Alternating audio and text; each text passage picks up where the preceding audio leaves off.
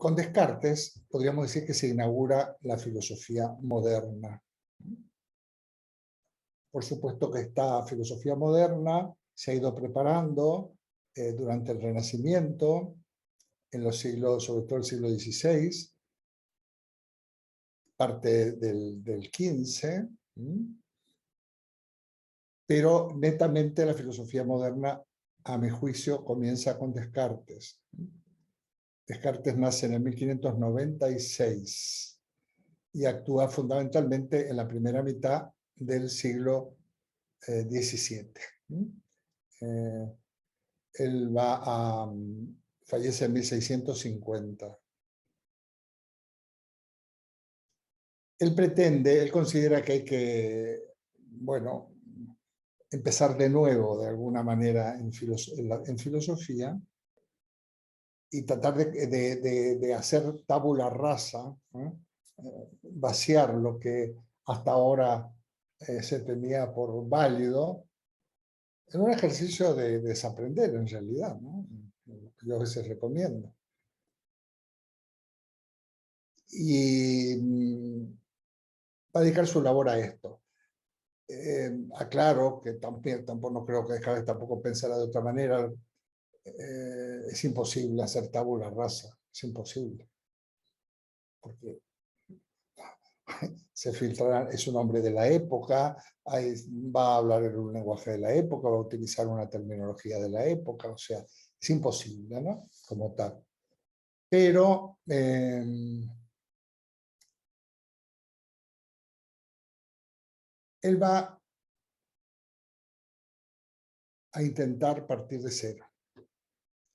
La obra que vamos a presentar es el discurso del método, que en realidad es una especie de, por un lado, compendio y por otro lado, programa.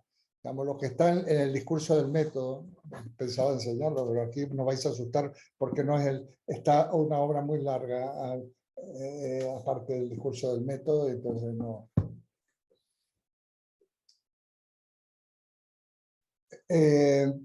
¿Por qué digo que es un programa y también es un compendio? Porque lo que está en el discurso del método ha sido desarrollado en distintas obras. Por ejemplo, las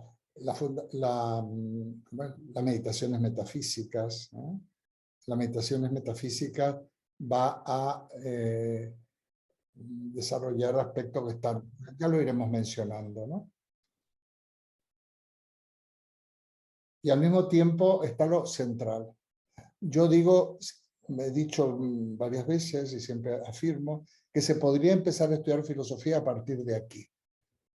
Imaginemos que no habíamos tratado los griegos y que empezamos un curso donde la gente normalmente no ha estudiado filosofía.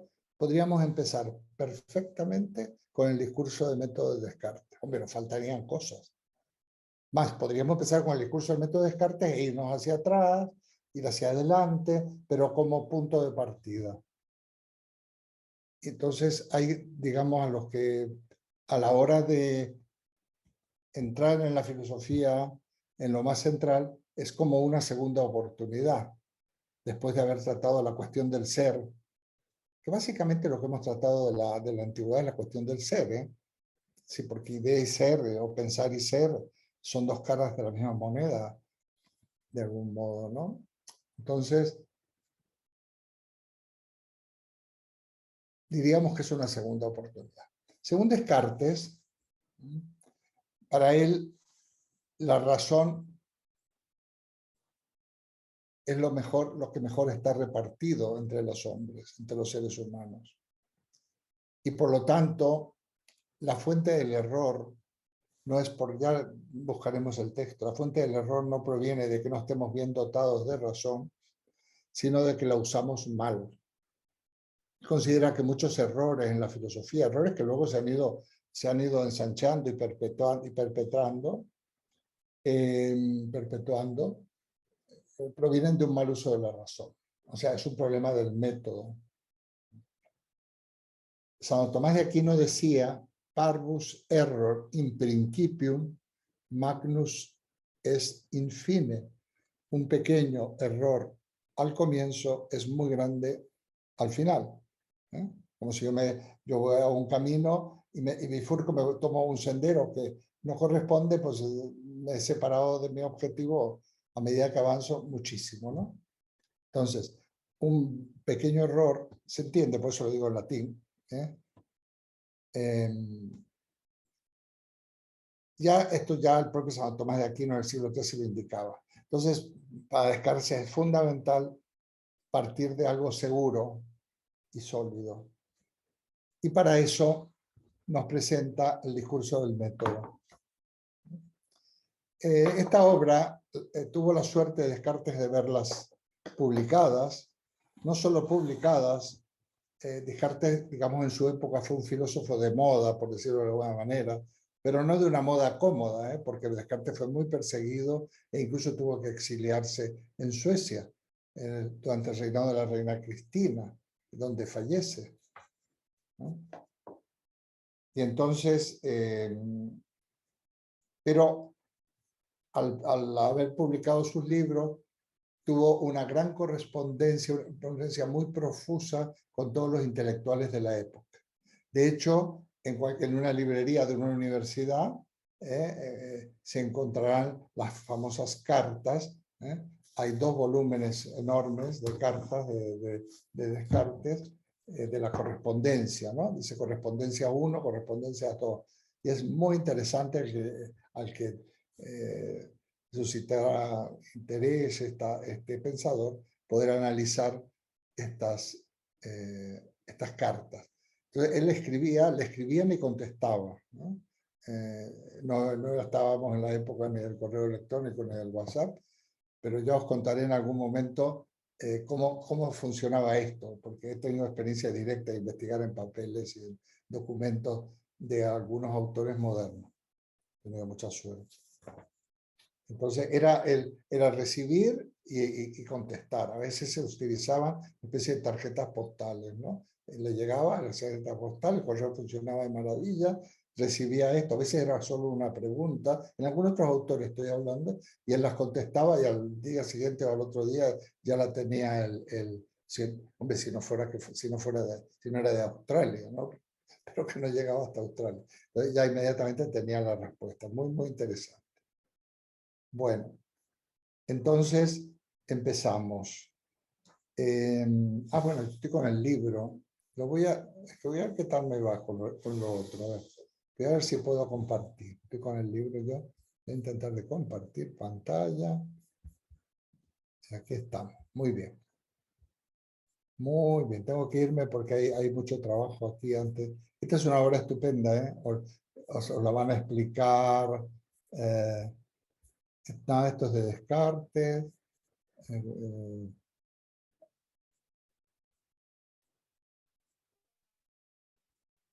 Estoy empezando despacito. ¿Ve? Firma Manuel García Morente, una persona ya. Postscriptum, bueno, pues más cosas todavía. Y la bibliografía tal, fijaos, empieza esta obra, es cortita. Bueno, aquí empezamos. Estamos en la página, fijaos ya, la página 31, ¿no? Vale, dice, el discurso del método. Esto es de propio Descartes. Es tan claro que yo lo voy a leer, porque si lo explico lo voy a estropear. Dice, se llama El discurso del método, entre paréntesis, aquí lo he puesto así, para bien dirigir la razón y buscar la verdad en las ciencias. O sea, el método es para dirigir bien la razón y buscar la verdad en las ciencias. No olvidemos que estamos siempre en la historia de la ciencia, ¿eh? La filosofía es la que se ocupa precisamente de estas cuestiones. Y esto lo aclara Descartes. Y es como, bueno, el contenido. Dice, si este discurso parece demasiado largo para ser leído de una vez, puede dividirse en 6 partes.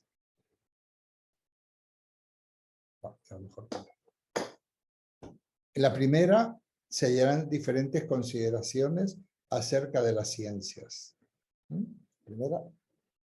En la segunda, las reglas principales del método que el autor ha sacado de aquel método.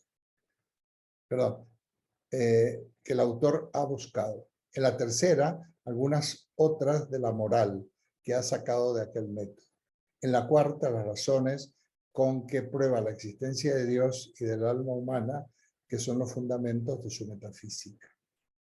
El otro lo leo, pero bueno. En la quinta, el orden de las cuestiones de física ya investigado, y en particular la explicación del movimiento del corazón y de algunas otras dificultades que atañen a la medicina, y también la diferencia que hay entre nuestra alma y la de los animales. Y en la última, las cosas que creen necesarias para librar en la investigación de la naturaleza más allá de donde ha llegado y las razones que le han impulsado a escribir. Bueno, primer comentario que hago, y hacer lo más parco posible, porque si no, no nos va a dar tiempo, es que nosotros nos vamos a dedicar a las 4 primeras partes. Lo otro lo podéis leer si queréis como una curiosidad, pero veréis que está bastante ya algo muy incipiente y bueno, ya hay unos análisis un poco quizás no demasiado rigurosos, en fin. Está como digamos más pasado, se nos nota que es algo muy antiguo, pero las 4 primeras partes son las que verdaderamente nos van a servir. No olvidéis que Descartes, por otra parte, es un gran matemático, es el fundador de la geometría analítica, aquel eje de coordenadas XY, que se conoce como eje de coordenadas cartesiano, porque el nombre de Descartes era, en latín es Cartesius, por eso lo que atañe a Descartes es cartesiano. Muy bien, vamos a ir a la primera parte. Mirad, esta no la voy a leer completa, pero voy a ir por trozos, porque yo digo que esta es como una autobiografía suya. Una autobiografía intelectual, digo yo. ¿Por qué? Porque, bueno, cuenta su vida. Cuenta, digamos, los primeros pasos que él realiza en el estudio de las ciencias. O sea, lo que se estudia en los colegios. Él va a un famoso colegio de jesuitas que se llama de la Flèche, que es uno, ya veréis la opinión que él mismo vierte sobre esta institución, y era un tipo de instituto, estos estudios superiores, que cuando se terminaba se obtenía, digamos, una titulación, vamos a llamar un grado que habilitaba para muchas cosas, o sea, un grado que habilitaba para enseñar, o sea, era como una licenciatura en realidad. Era un instituto que habría en los primeros años, entraría pequeño, tipo 10 o 11 años, pero luego terminaría a lo mejor como a los 18, esto habría que investigarlo, cuál era la estructura educativa, se lo dejamos a Cristina, en la época de Descartes en Francia, que a lo mejor no lo recuerde, nos pone una notita al respecto. Bueno, empezamos entonces, y va a ser una serie de consideraciones para mí son fundamentales. Dice, el buen sentido, bueno, yo estoy acostumbrado a otra traducción, pero no importa. El buen sentido es la cosa mejor repartida del mundo. Lo que en francés, esto está escrito en francés, dice bon sens. Bon sens, que también se traduce como sentido común. Me gusta más a veces la expresión sentido común, porque buen sentido es de una traducción demasiado literal. Dice, el buen sentido es la cosa mejor repartida del mundo, pues cada cual piensa que posee tan buena provisión de él, que aún los más descontentos respecto a cualquier otra cosa no suelen apetecer más del que ya tiene. En lo cual no es verosímil que todos se engañen, sino que más bien esto demuestra que la facultad de juzgar y distinguir lo verdadero de lo falso, que es propiamente lo que llamamos buen sentido o razón, es naturalmente igual en todos los hombres. Para los que quieran apuntar, podríamos decir que para Descartes, la razón es la capacidad de juzgar y distinguir lo verdadero de lo falso. La facultad es juzgar, o sea, de distinguir lo verdadero de lo falso. Tuvierais que hacer un examen, ¿Qué es la razón para Descartes? Pues la razón es la capacidad o la facultad de juzgar y distinguir lo verdadero de lo falso. Muy sencillo.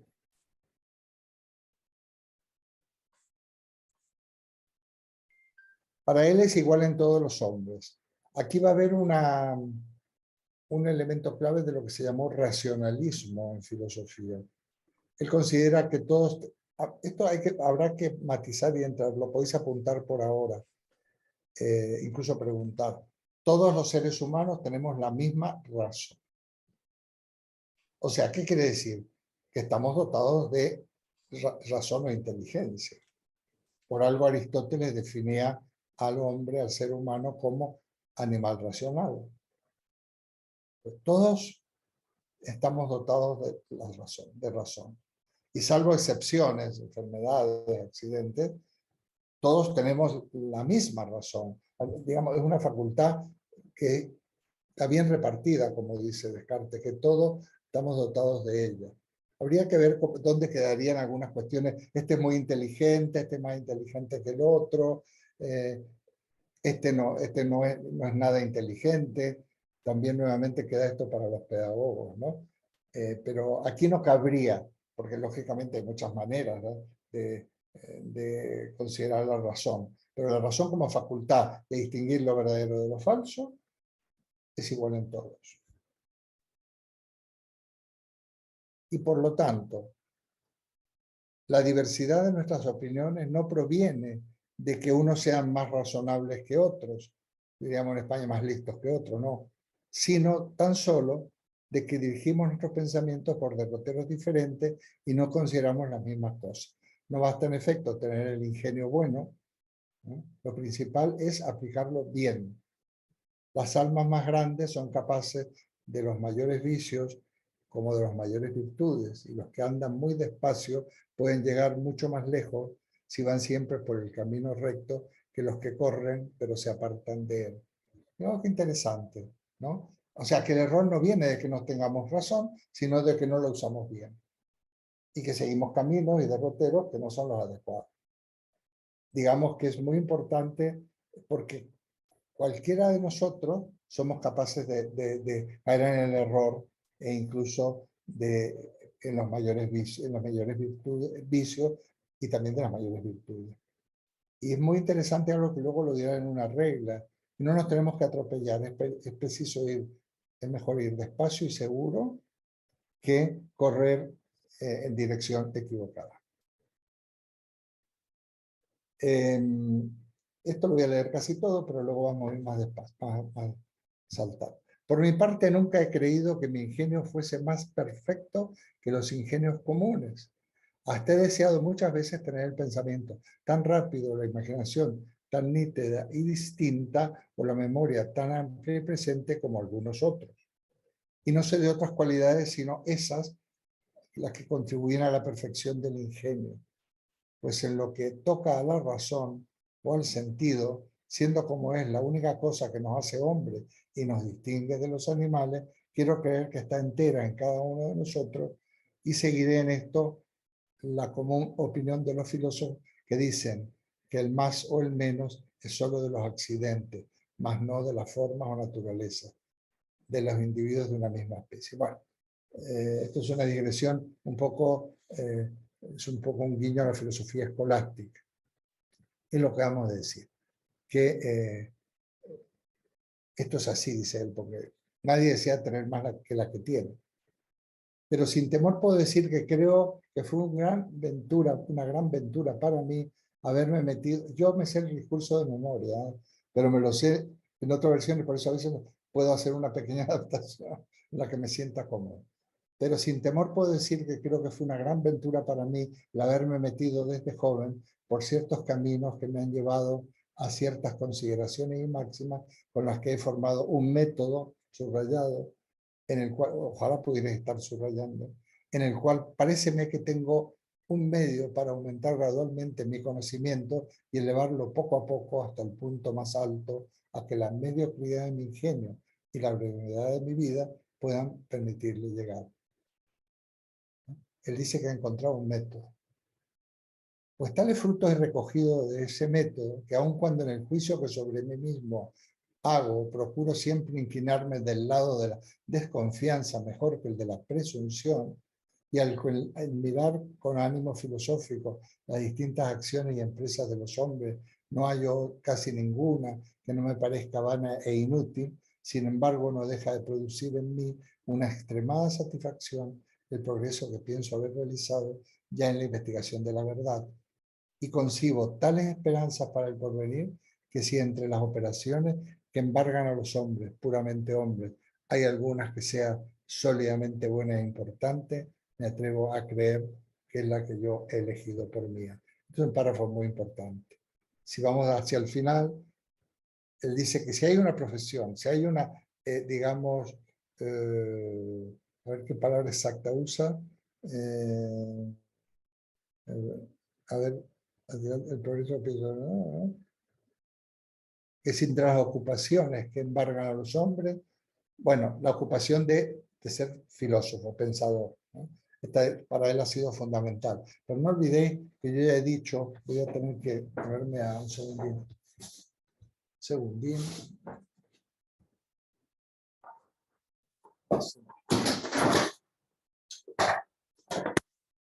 Bueno, a ver, perdón. No, perdóname, se ha producido una hecatombe.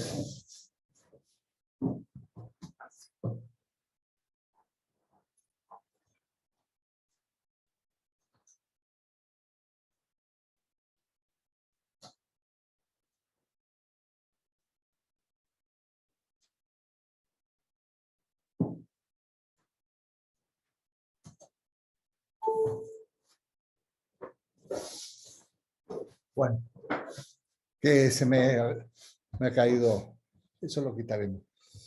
Quiero decir que él está haciendo aquí hincapié en la, digamos, en la actitud y la dedicación del filósofo. Pero al mismo tiempo nos está diciendo que nos está proponiendo su método. Dice, yo he hecho tantos progresos y he sacado tales frutos, o si no lo he dicho aquí, lo va a decir luego, que voy a presentaros este método que creo que puede servir. Voy a hacer una pequeña digresión sobre la... Es un lenguaje muy cortés, muy ampuloso, muy respetuoso. Escribe muy bien Descartes. Es la primera obra escrita en francés de filosofía. Más, él no escribe todas en francés. La mayoría las escribe en latín, que todavía se escribía en latín, sobre todo los escritos académicos. Y veréis que es muy cortés, pero al mismo tiempo utiliza unos giros o bien para autoelogiarse, aunque él diga que la cortedad de mi vida, la mediocridad de mi ingenio, bueno, ya veréis cómo se las va a arreglar para decir que él es genial, ¿no? Lo cual no me parece mal. Y al mismo tiempo también del mismo modo para atacar. Esto lo vais a notar. Es un lenguaje un poquito muy de la época, pero está bien traducido, ¿no? Lo ideal sería poder leerlo en francés para los que sepan el francés. Dice, puede ser no obstante que me engañe y acaso lo que me parece oro puro y diamante fino no sea sino un poco de cobre y de vidrio. Puede ser que esto que a mí me resulta tan importante no lo sé. Sé cuán expuestos estamos a equivocarnos cuando de nosotros mismos se trata y cuán sospechosos deben sernos también los juicios de los amigos que se pronuncian en nuestro favor. Yo he recibido un mensaje sobre esto, una observación, de paso lo contesto. Está diciendo que muchas veces el ser demasiado autocomplaciente con uno mismo nos puede obnubilar. Y muchas veces los juicios que los demás hacen de nosotros también. No porque no sean sinceros, pero la gente tiende a, bueno, a hacer juicios elogiosos sobre todo, pero... Y al mismo tiempo, también los amigos o las personas cercanas no siempre se atreven a ser críticos, ¿no? A veces prefieren una actitud más alabanciosa, que no siempre se nos hace un gran favor con esto. Si yo me creyera las cosas que me dicen, pero yo sé quién soy, un ejemplo, ¿no? No me van a decir, yo agradezco, pero yo sé quién soy. Entonces, estamos expuestos a este tipo de halago. Entonces, sé cuán expuestos estamos a equivocarnos cuando de nosotros mismos se trata. Pero me gustaría dar a conocer, esto es clave, en el presente discurso, los caminos que he seguido. Este es un discurso, el discurso del método se refiere, los caminos que he seguido y representar. Aquí yo estoy de memoria, en ello mi vida como en un cuadro. O sea, mostrarnos el recorrido que él ha hecho, para que cada cual pueda formar su juicio y así tomando luego conocimiento por el rumor público de las opiniones emitidas, sea este un nuevo modo de instruirme que añadiré a los que acostumbro a emplear. Él va a presentarnos su método, lo va a someter a la crítica y de hecho ya decía, se le escribe y él responderá. Mi propósito pues no es esto también es muy importante. Yo diría que aquí hay unas claves que todo filósofo de alguna manera las tiene que incorporar. Ya sea un filósofo de la vida, porque somos todos, ya sea alguien a los que nos dedicamos también a la docencia y a la escritura. Fijaos, mi propósito pues no es el de enseñar aquí el método que cada cual ha de seguir para dirigir bien su razón. Yo a veces lo he dicho esto desde otros puntos de vista. Yo no vengo a enseñar, más bien tengo que enseñar en el sentido de mostrar, para que todos miremos en una dirección, para que miremos en una dirección y a ver si vemos lo mismo. Pero fijaos, él no viene a enseñarnos el método, sino a mostrar el método que él ha seguido. Yo creo que esto es una actitud sinceramente respetuosa. Mira, yo he llegado a estas conclusiones por este camino, a vosotros veréis. Sino solo exponer el modo como he procurado conducir la mía. Los que se meten a dar preceptos, esto es una admonición que hace, deben estimarse más hábiles que aquellos a quienes los dan, y son muy censurables si faltan en la cosa más mínima. Pero como yo no propongo este escrito sino a modo de historia, o si preferís de fábula, en la que entre ejemplos que podrán imitarse, irán acaso otros también que con razón no serán seguidos, espero que tendrá utilidad para algunos, sin ser nocivo para nadie, y que todo el mundo agradecerá mi franqueza. O sea, bueno, yo voy a presentar mi método, para algunos será instructivo e interesante, para otros, pero no va a ser nocivo para nadie. Bueno. Y aquí viene una parte importante. Aquí empezaría lo que yo llamo la autobiografía. Estas primeras consideraciones son importantísimas. Leerlas de nuevo, subrayarlas si queréis escribir algo, hacer un pequeño ensayo, lo podéis mandar, porque aquí os podéis estrenar en la escritura filosófica comentando este texto, por ejemplo. Yo sé que hay gente que lo hace, o sea, que lo va a hacer porque lo ha hecho, me mandan escrito. Fijaos, desde mi niñez fui criado en el estudio de las letras. Bueno, no caigamos en esta letra ciencia, no, en el estudio, en los estudios académicos. Y como me aseguraban que por medio de ella se podía adquirir un conocimiento seguro de tanto cuanto es útil para la vida, sentía yo un vivísimo deseo de aprender. O sea, estaba muy motivado a estudiar. Pero tan pronto como hube terminado el curso de los estudios, cuyo remate suele dar ingreso en el número de los hombres doctos, ya tenían un título, cambié por completo de opinión. Pues me embargaban tantas dudas y errores que me parecía que procurando instruirme no había conseguido más provecho que el de descubrir cada vez más mi ignorancia. Y sin embargo estaba en una de las más famosas escuelas de Europa, en donde pensaba yo que debía haber hombres sabios si los hay en algún lugar de la tierra. Allí había aprendido todo lo que los demás aprendían, y no contento aún con la ciencia que nos enseñaban, recorrí cuantos libros pudieran caer en mis manos referentes a la ciencia, que se consideran como las más curiosas y raras. Conocía además los juicios que se hacían de mi persona, y no veía que se me estimase más. Voy a parar un poquito aquí. Entonces, desde su niñez fue le apasionaban los estudios. Esto es verdad. Es que yo creo que al que no le apasionan los estudios, por algún motivo, una cuestión de contexto, de falta de motivación desde pequeño, porque no hay nada más apasionante que estudiar. Más a los niños les encanta ir al cole hasta que un buen día les parece un rollo. A mí siempre me llamó la atención. A un niño pequeño y no tan pequeño, como te portes mal, tú mañana no vas al cole. Luego le preguntas al mismo niño, tengo nietos y cosas de esto, oye, ¿ya tienes ganas de que empiece el cole? Oh, que se acaban las vacaciones, pues qué rollo, del cole de nuevo. Pero eso es extendido, algo ha pasado. Algo ha pasado. A lo mejor Cristina, nuestra pedagoga argentina, nos lo puede contar. Yo sospecho lo que pasa, que de alguna manera los aburrimos. Los profesores aburrimos a los estudiantes. Usamos métodos inoperantes. No programamos bien nuestras actividades. Evaluamos de una manera nefasta. Los que tengáis hijos y nietos, comprobad que están todo el tiempo preparando exámenes. O sea, uno no se relaja. No, tengo mucho, me han puesto tengo tantos exámenes la semana que viene. Y resulta que se examinan, suspenden, hacen una repesca y hay otra repesca. Entonces, nunca te relajas, ¿no? Estás siempre preparando algo con vistas a una medición, ni siquiera una evaluación.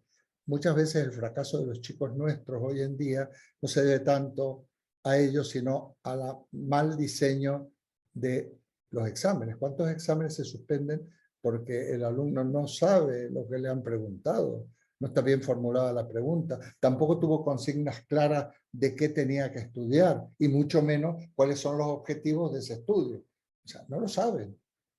Bueno, esto lo digo porque he sido muchos años profesor de jóvenes y realmente me parecía absurdo. Esto es una cosa, además un abuso de los exámenes. Y muchas veces, y para colmo, utilizar los exámenes de una manera como castigo. La nota también es un castigo. Bueno, habría mucho que hablar. Igual algún día hacemos una reunión de pura pedagogía. La cuestión es que este chico se dedica, no solo estudia lo que le mandan, fijaos, sino que se mira, consulta los libros más raros que caían en sus manos.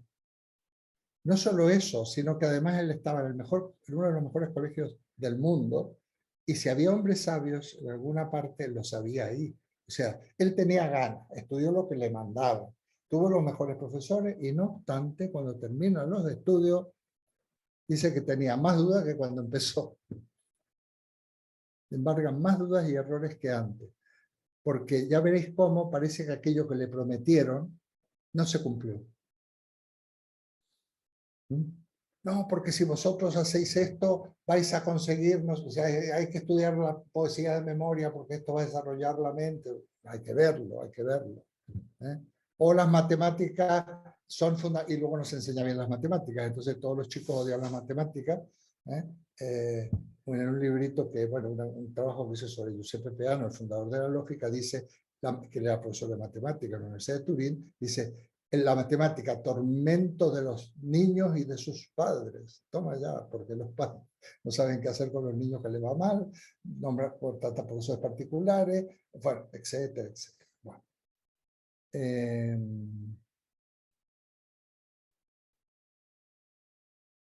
Pero me quedé en la segunda parte.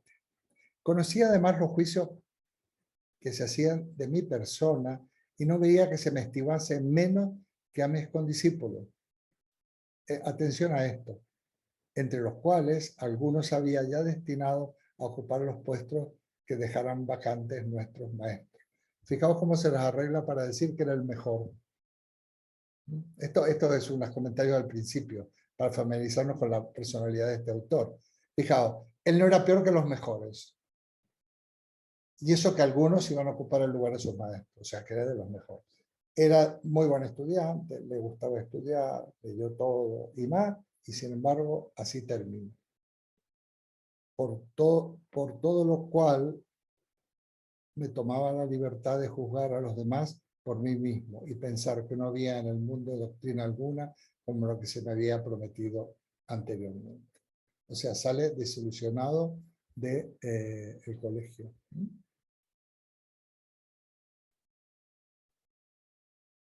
Esa es la primera. Fijaos que cuando el título del tema de hoy es la duda metódica, hago una pequeña descripción. Muchas veces se dice, bueno, Descartes insiste y exagera casi hasta al máximo el dudar de todo para ver que se mantiene sólido y demás. Como si fuera metódica, como una duda ficticia en el fondo, que se usa como recurso, ¿no?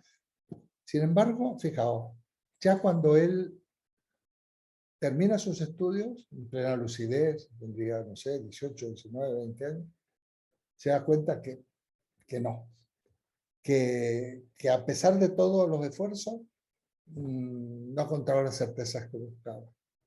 Eso por un lado. Por otro lado, el discurso del método fue escrito en un campamento de... él se enrola como soldado de fortuna, en fondo como un mercenario, bueno, como todo el mundo, en la guerra de los famosa guerra de los 30 años, y se lucharon 30 años, entonces en el invierno a veces paraban, y él en su tienda de campaña, al lado de su estufa, es cuando escribe el discurso del método. No lo escribe en un despacho, en un escritorio, en un gabinete, no, lo escribe en una tienda de campaña en medio de una guerra. Pues mira, si eso no te hace dudar de todo, ya me contarás las cosas que se ven en la guerra.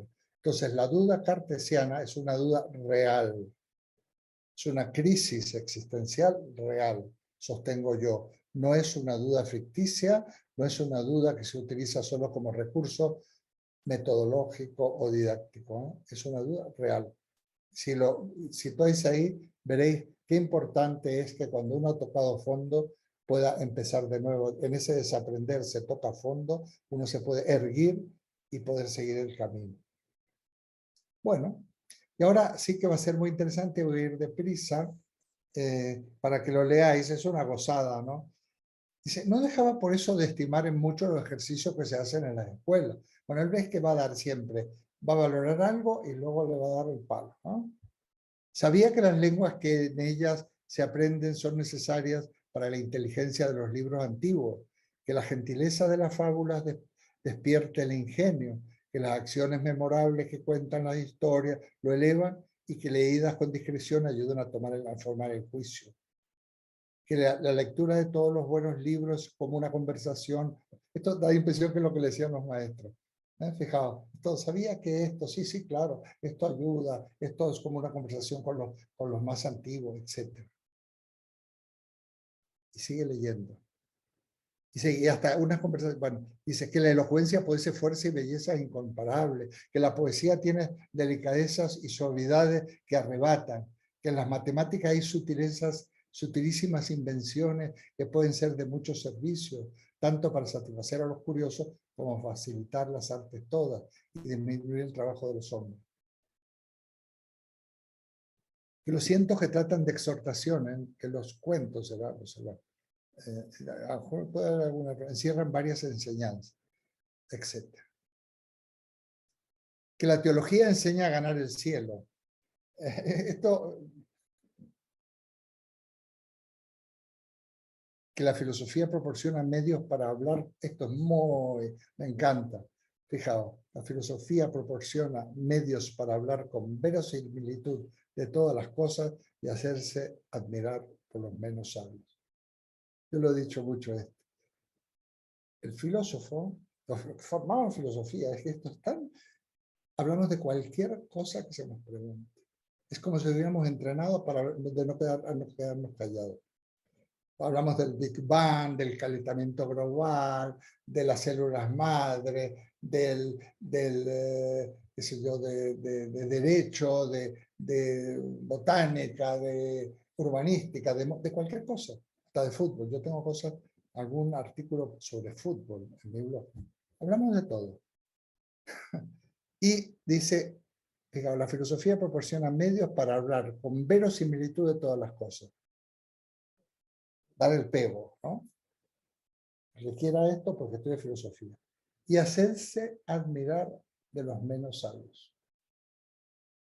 no es que digo que sea consciente. Muchas veces los menos sabios son aquellos que al filósofo ni siquiera lo entienden. Yo por eso también soy crítico con esto. Cuando alguien va a una conferencia y dice, ¿qué tal? Bien, bien, pero era demasiado profundo. Yo no me he enterado de nada. Era tan profundo que no me he enterado de nada. Pues si era tan profundo, si te has enterado de nada, no era nada profundo. Y además no sabía comunicar y además utilizaba un lenguaje totalmente ajeno al público al que iba dirigido. Bueno, y sigue, que la jurisprudencia, y sigue la medicina, dice. Y por último dice, y por último, que es bien haberlas recorrido todas, aún las más supersticiosas y las más falsas, para conocer su justo valor y no dejarse engañar por ellas. Creo que interesante. Lo más importante de haber estudiado tanto y haber estudiado es poder cifrar el justo valor de esas disciplinas y sobre todo no dejarse engañar por ellas. Me parece muy crítico esto y muy ácido en el fondo. Por otra parte, también nos lleva a aquella gente que dice, no, yo es que esto no me interesa, este es un...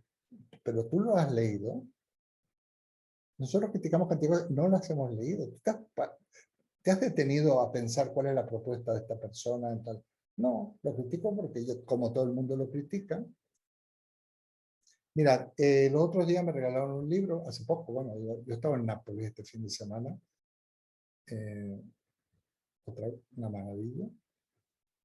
Y entonces me había regalado alguien un libro sobre este filósofo Chung Han, que yo tenía prejuicios y no lo leía, porque a veces los que se ponen de moda tan mediáticos los dejo para después.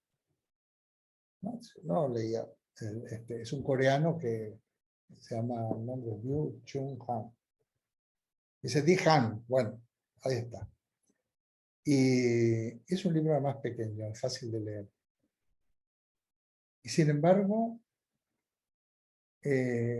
muy interesante y muy sugerente lo que él plantea. Entonces, yo no lo he llegado a criticar, no soy, a esta altura de mi vida creo que algo vamos, que soy bastante prudente en ese sentido, pero no lo consideraba y probablemente otro lo dirá, este es uno que está de moda, seguramente un éxito de venta, será superficial. Pues no, señor. Es un filósofo interesante. Os dejo el título, pues es un librito pequeño y casi un esquema de cosas, pero hay tratado cosas muy, muy actuales y muy interesantes. Bueno, esto también es importante. Pero creía que ya había dedicado bastante tiempo a las lenguas e incluso a la lectura de los libros antiguos y a sus historias y a sus fábulas.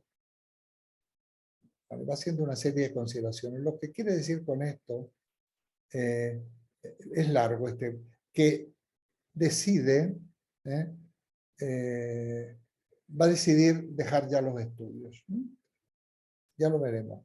Bueno, lo que viene a continuación, en la página esta, que es la 38, gustaba sobre todo de las matemáticas, ya veréis, el análisis breve, vamos, la valoración y la crítica. Bueno, hay que decir que a la única disciplina que no la destroza, la otra, aunque sea muy suave, si en una segunda lectura veréis que las destroza, eran las matemáticas. Porque él era un matemático.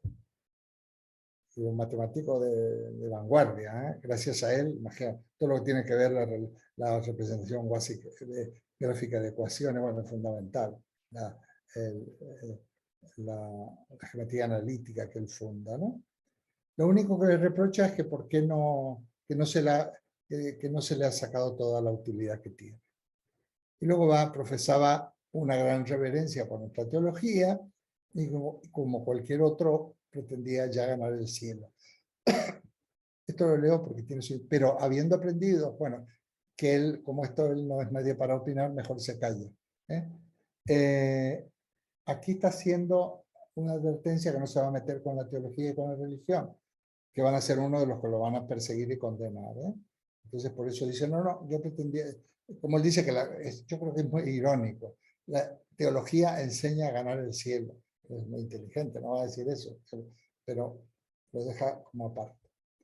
Nada, esto también es muy importante. Nada diré de la filosofía, sino que al ver que ha sido cultivada por los más excelentes ingenios que han vivido hace siglos, y sin embargo nada hay en ella que no sea objeto de disputa, y por residente dudoso, no tenía yo la presunción de esperar aceptar mejor que los demás, y considerando cuán diversas pueden ser las opiniones tocantes a una misma materia, sostenidas todas por gentes doctas, aun cuando no puedan ser verdaderas más que a una sola, reputaba casi por falso todo lo que no fuera más que verosímil. Ese es uno de los aspectos de la duda. Lo que no fuera evidente, para él será falso, por lo menos por método. Sí, sí, es una parte del método importante. Lo que no está sólidamente fundado, lo va a poner entre paréntesis y de momento lo va a dejar como en stand-by y casi tomado por falso, hasta que para poder hacer un análisis a fondo de las principales verdades. Bueno, luego habla de las demás ciencias, también hablará de la historia y demás.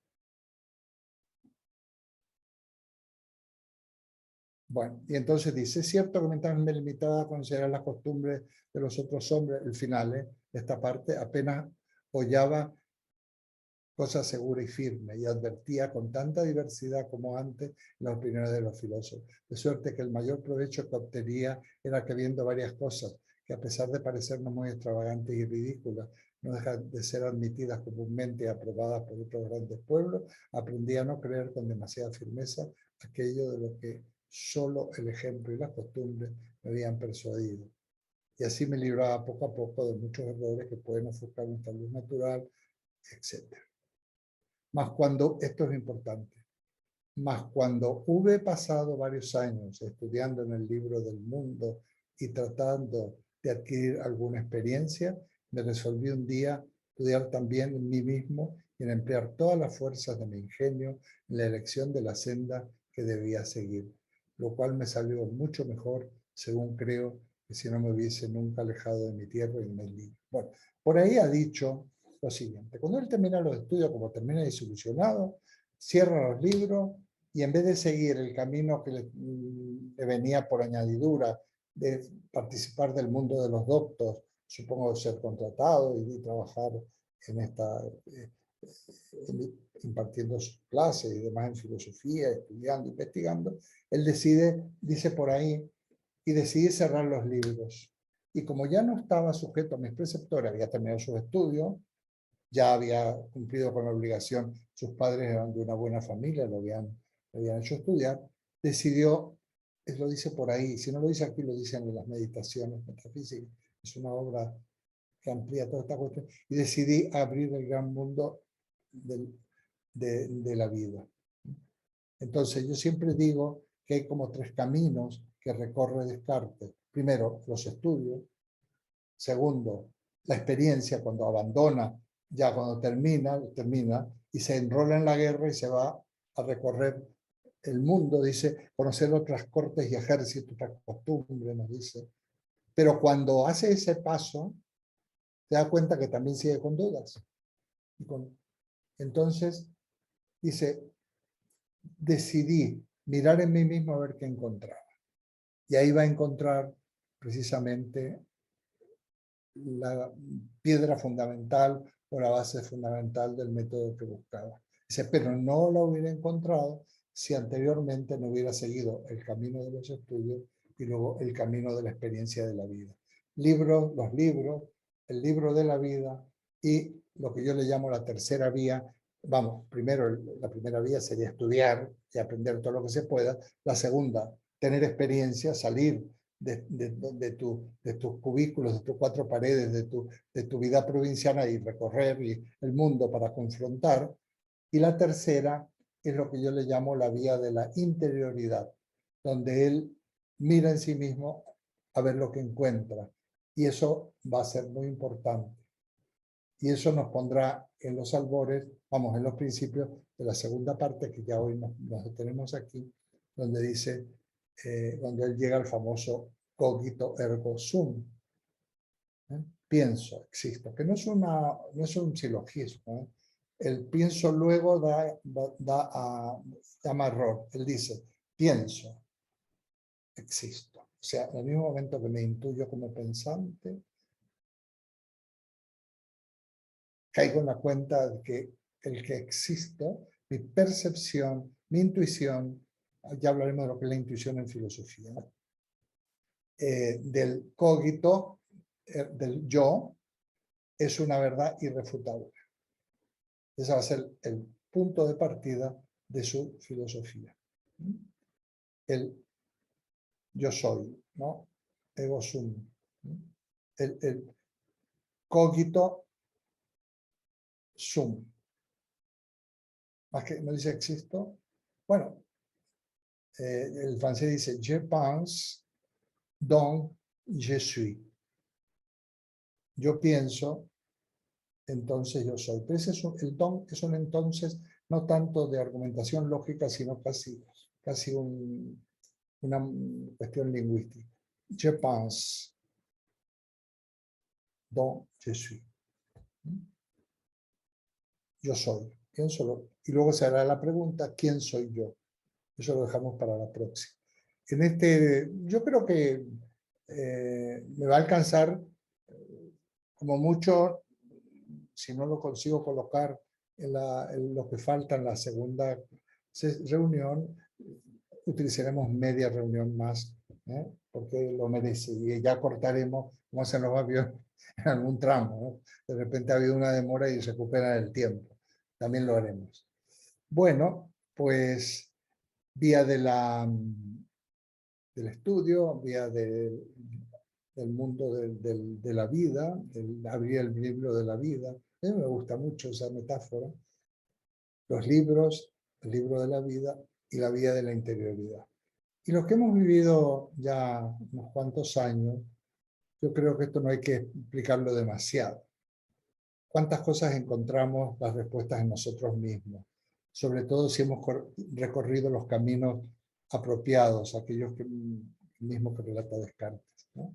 Entonces, esa sabiduría, entre comillas, de las edades adultas, ya después de haber construido y haber vivido y también destruido muchas cosas, vemos que verdaderamente es como si en nosotros mismos apareciera lo que verdaderamente tiene valor y seguramente sería muy interesante hacer esta reflexión, ¿no? Sobre nuestras vidas y poder ver que, bueno, qué he hecho, que yo creo que sí que podríamos, si hemos sido honestos, podremos estar satisfechos, no de una manera fantasiosa, pero sí de una manera, digamos, ser consciente. Y sobre todo esto nos servirá para seguir caminando, porque el ser mayores, tener una cierta edad o de edades más o menos avanzadas, no significa el final. Más es cuando más puntillos, más lúcidos tenemos que ser a la hora de programar y proyectar esa etapa. Un amigo mendocino que está en otro seminario estaba contando una vez en un mensaje preparado un terrenito, estoy preparando mi jardín otoñal, decía, ¿no? Jardín no solo de jardín, que también, sino la vida, digamos, esta etapa otoñal, hay que prepararla casi con mimo, puntillosamente, ¿no? Bueno, pues esto queda abierto. La próxima reunión, próxima clase, haré un pequeño resumen de esto. También podéis leer lo que dice García Morente al principio. Y vamos a ver la segunda parte. Ya no leo todo, voy a leer lo pertinente. No, aquí tampoco he leído todo, pero yo sí que recomiendo que lo leáis, porque va disciplina por disciplina, ciencia por ciencia, analizándola. Vamos a hablar. La segunda parte se refiere al método y están las reglas del método. Se voy a ver en qué consiste. Mirad, la duda metódica. Bueno, por supuesto voy a explicar el cogito ergo sum, el famoso pienso luego existo, la duda metódica y las 4 reglas para la dirección, las 4 reglas del método. La enuncia 1, 2, 3, 4. Con eso tenemos el método. Luego pasaremos a la tercera parte que habla de la moral. De aquí ensaya 4 máximas, no reglas, máximas. Ya veréis por qué, de la moral. ¿Mm? Vamos a ver esto. ¿Cuál es la diferencia? Que bueno, que el método tiene unas reglas, porque el método hay una estructura lógica de la investigación y el pensamiento científico, pero en la moral, está basado en la libertad, no se puede, digamos, entrar en esta rigidez. Entonces, son como mucho máximas. Haré una pequeña digresión también sobre ética moral, bueno, sobre qué es la moral, ¿eh? Son sinónimos para mí, y veréis qué interesante bueno, que sobre todo poder teorizar acerca de lo que ya conocemos. En filosofía hablamos de teorizar, por eso cuando somos capaces de expresar con una estructura lingüística y lógica coherente aquello mismo en lo que pensamos y que vivimos. Por ejemplo, poder expresar nuestra postura, la base de nuestra postura ética o moral, o la base de nuestra actitud científica y de qué manera nosotros nos relacionamos con la ciencia. Y veríamos que muchos negacionismos ridículos están causando mucho daño, por ejemplo, a la gente, ¿no? Y a la sociedad. Y por último, la cuarta parte es la síntesis de la síntesis. Si el discurso del método, yo dije que era como un extracto y también como un programa, la cuarta parte es un extracto del discurso del método. Y aquí se va a plantear las cuestiones fundamentales de la metafísica. De paso diremos en qué consiste la metafísica moderna. Por otra parte, luego Kant la va digamos, a casi cancelar, si ya veremos. Y también aquí se planteará el famoso, bueno, no recuerdo, entre las dos partes, la cuestión de la existencia de Dios. Descartes ensaya un argumento que se llama argumento ontológico, que según él demuestra la existencia de Dios. Es una parte muy controvertida, eh, eh, muy controvertida, que por supuesto yo lo voy a explicar y voy a hacer las observaciones oportunas y que a mí no me convence de nada, pero bueno. Es uno de mis filósofos de cabecera. Bueno, pues aquí quedamos. ¿Qué hora es? Tenemos ratito para 3 minutos, y podemos iniciar nuestro... Voy a dejar de compartir. Muy bien. Id pensando lo que queréis preguntar. Aquí el amigo Edwin nos va a ayudar a dar la palabra, porque eso es que yo lo hago fatal. Y entonces va a ir, si estamos con los micrófonos, digamos, cerrados, él irá haciendo que abra, no sé cómo lo hará. Y también pondrá, me imagino, o ya lo habrá puesto, la cuestión del hablante, ¿no? Que salga el hablante en pantalla, bueno, si quiere, o si es. ¿De acuerdo? Sí. 2 minutos. Vuelvo. Cuando yo vuelva, empezamos.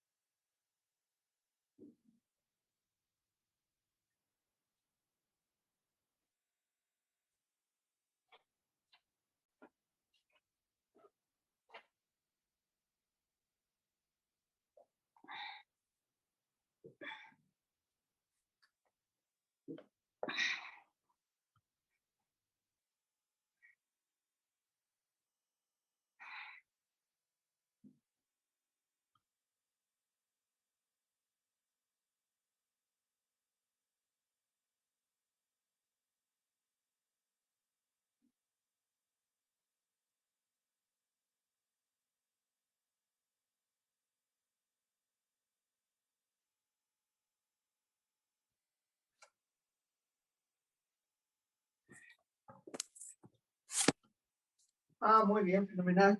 Pues mira, te le paso. Dice tu hermano que no le coges el teléfono. No lo he oído. Dime. Estoy en clase. En clase que hoy la tengo online.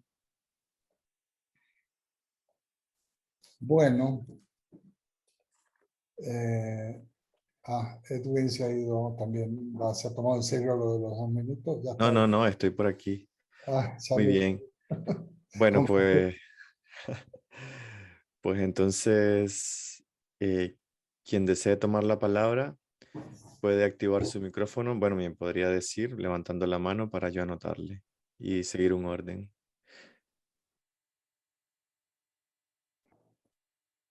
A ver, muy bien. Carmen, adelante. Hola, buenos días. ¿Me oís? Se te escucha perfectamente. Sí, sí. Yo me leí todo el discurso del método esta semana y más que conclusiones fui sacando opiniones. No sé si acertadas o erróneas. Me pareció sumamente interesante leerlo, pero está claro que lo tengo que volver a leer. Muy bien. Es una buena conclusión. Que está claro que lo tienes que volver a leer.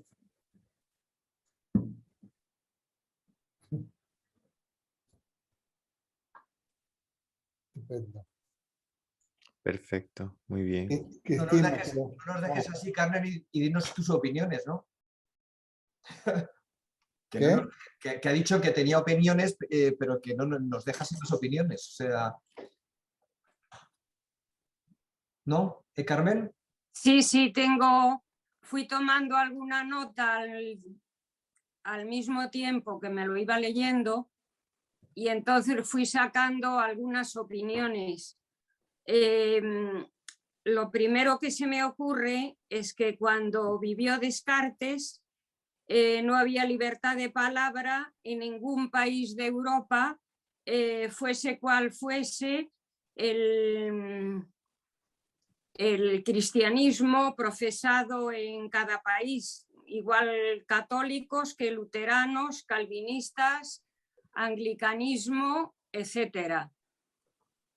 Y respecto a Descartes, me parece un filósofo con una formación jesuítica, muy precavido, individualista, desconfiado, necesitaba hacer certezas y saber a qué atenerse, pero con gran profundidad mental, necesitando siempre claridad de ideas.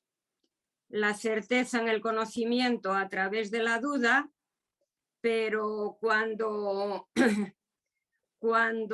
en el apartado que habla, cuando alude a la existencia de Dios, una frase textual suya dice: hay más perfección en conocer que en dudar.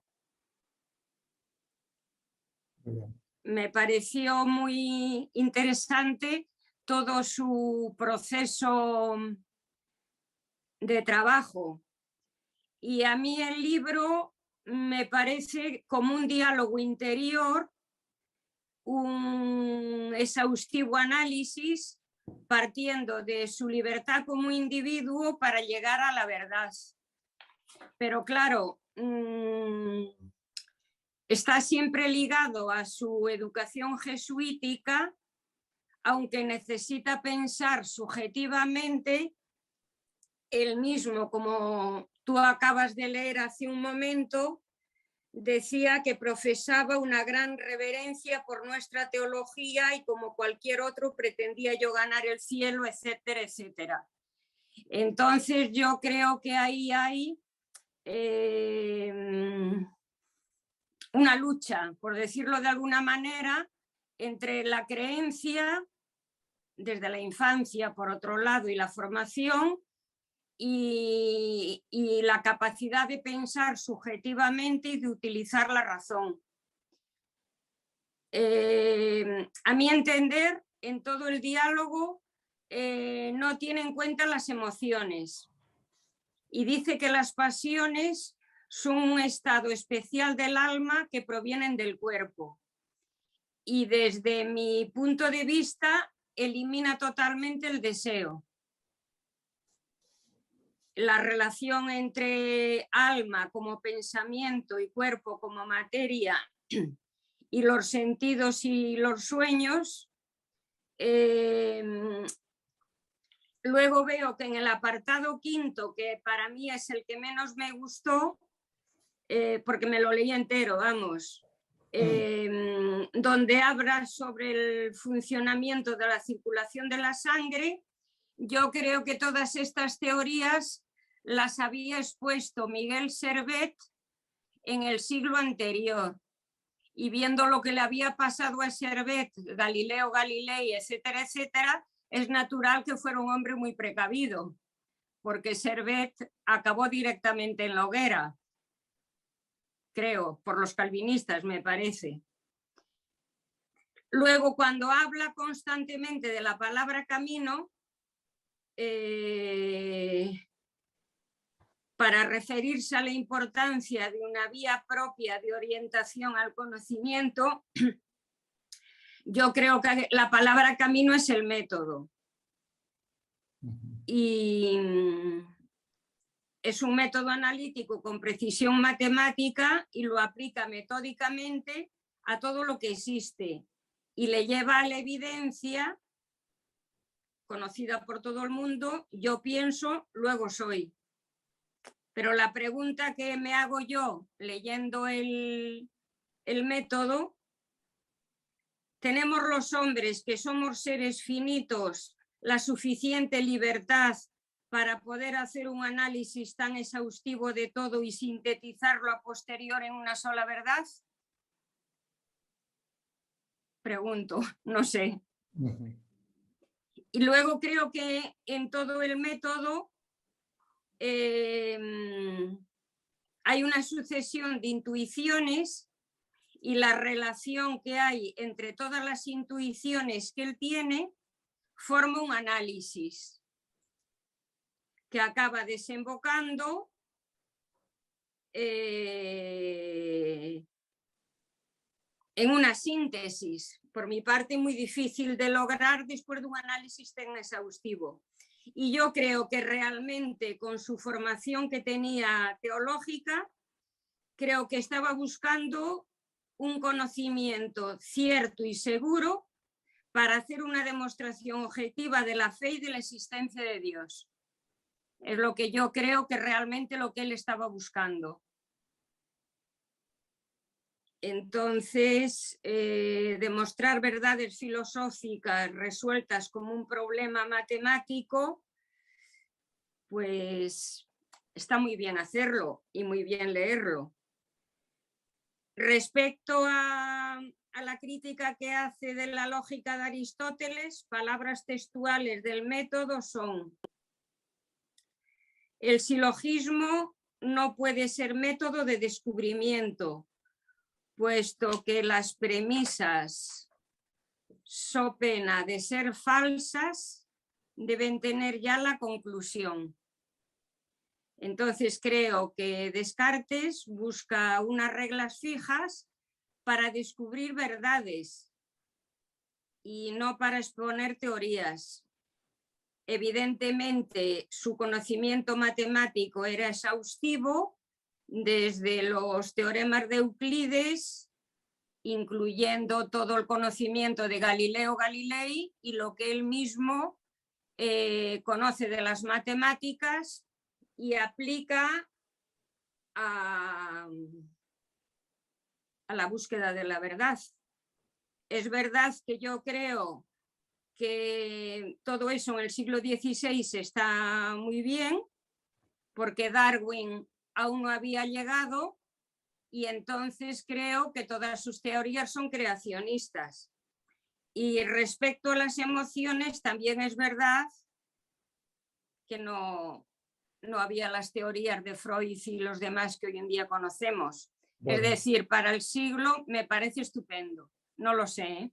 Bueno, muchas gracias, Carmen. A ver, tú has leído todo el libro, pero es verdad que tú tenías la intención de dosificar tus comentarios, porque vamos a sentarnos. Vale. Lo que Es pasa que es que el amigo Rafa ha desbaratado el método y vale, ha dicho que tú cuentes todo, que yo sé que tú tienes mucho, pero tu idea era dosificarlo. Rafa, todo lo Vale. contrario, desdosificarlo. Entonces, no tengo más remedio que decir esto. Rafa, tú cuando... Es que se ha quedado ahí, como ha dicho, que tenía opiniones y no ha dado Pero ninguna. Digo, pero joder. ten paciencia, si lleva a venir. Carmen, no te preocupes que se queda. Carmen dice lo que ha hecho y luego, como íbamos a ir viendo por partes todo lo que tiene, Carmen es muy estudiosa y muy trabajadora. Pero luego me lo va a desbascar de las próximas semanas. Sí, pero lo irás soltando. Lo que pasa es que lo vamos a tener que volver a repetir cuando hablemos de estos temas. Por ejemplo, por ahí hablamos del método analítico y tal. Claro, si nos metemos todo eso, hacemos una píldora, un resumen, que es precisamente el que no nos conviene, porque se trata de que todos vayamos induciendo y vamos presentando y vayamos dosificando un poco los temas. Yo sé que Carmen lo tiene y además, pero tendrás que volver a repetirlo cuando llegue el momento, ¿de acuerdo? Carmen? Claro, porque es que si no, digamos, este proceso, voy a llamarle didáctico, se nos descompagina. Claro, hay gente que, como no ha leído el discurso del método completo, porque yo dije que lo tuviéramos a mano, ni siquiera dije que había que leerlo, sino que leyeran una parte misma mía del libro, donde yo doy unas pinceladas. Vamos. Es que hay que proceder con orden, porque, claro, por ahí se habla de las pasiones, del deseo. Bueno, ya hablaremos. Hay una obra de Descartes que se llama Tratado de las Pasiones. Entonces, pero por orden. Muchas gracias, Carmen. Muchas gracias, Rafa. Muchas gracias. Bueno, ¿alguien más que desee intervenir?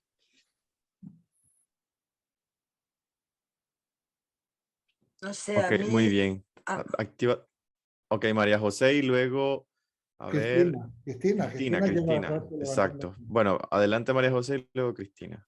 No, yo solamente hacer hincapié en una frase que has comentado que me deja un poco, no sé, confusa y decías que para Descartes la razón es la facultad de juzgar y distinguir lo verdadero de lo falso.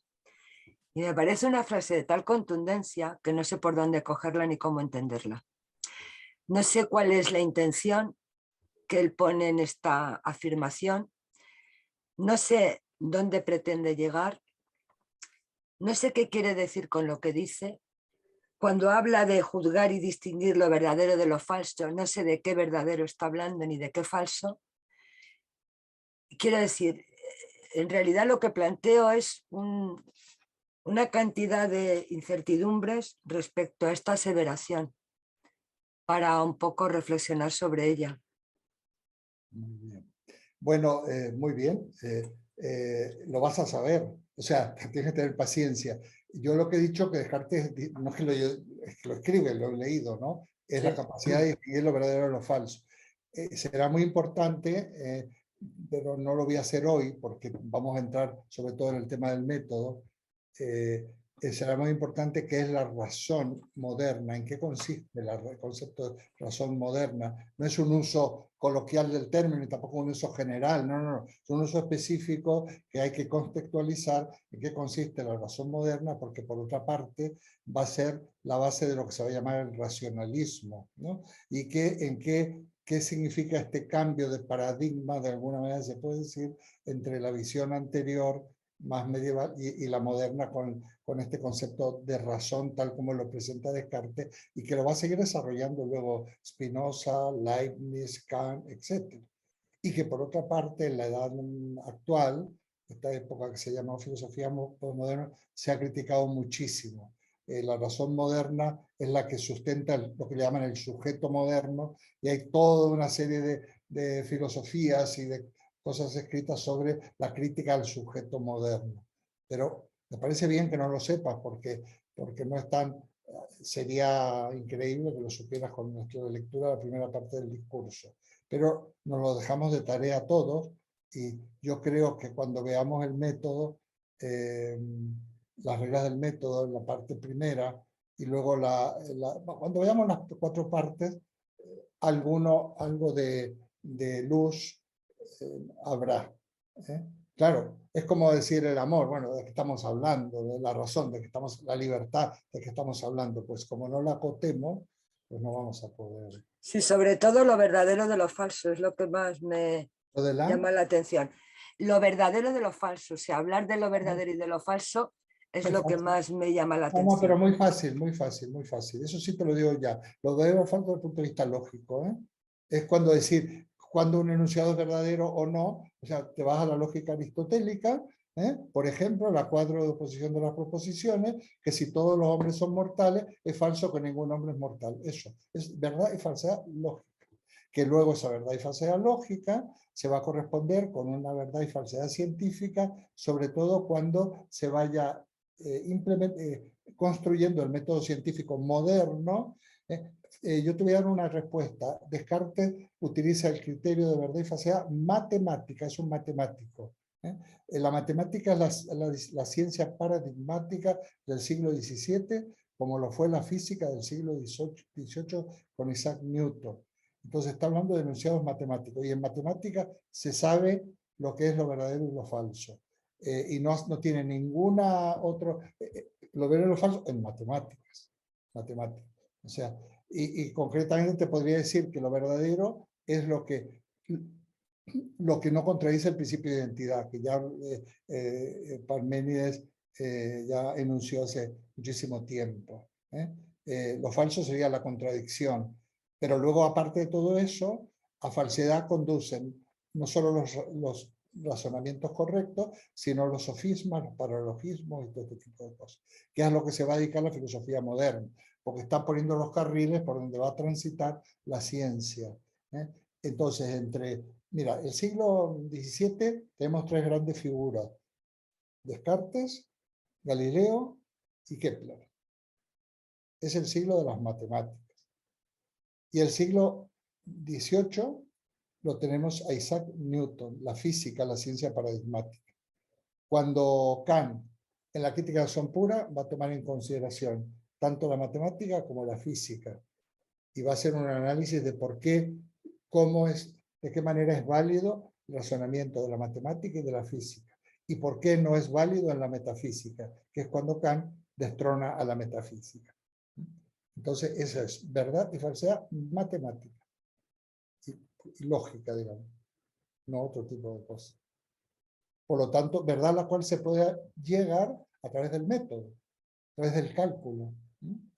Leibniz, en el siglo XVIII, cuando habla de conseguir un lenguaje para la ciencia, dice: llegará la hora en que los científicos, cuando tengan una disputa, se sentarán en torno a una mesa donde se dirán: calculemos.